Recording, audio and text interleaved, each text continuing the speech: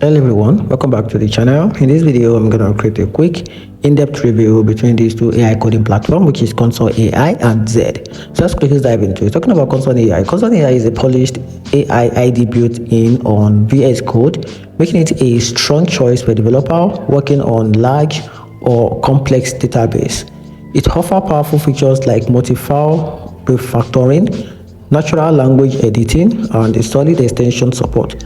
The downside is that it can feel heavier, rely on subscription for full AI use, and it isn't useful for lightweight as newer editor. Talking about Z, meanwhile, is a light, fast, Rust-based editor designed for speed and collaboration. It shines with GPU rendering, real-time editing, and a clean modern workflow, which make it perfect for team and developer who value responsiveness.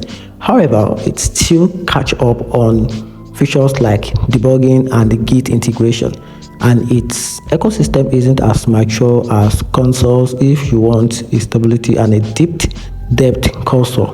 So if you want speed and collaboration, Z is better, and if you want stability and depth, Console AI wins, and that's it.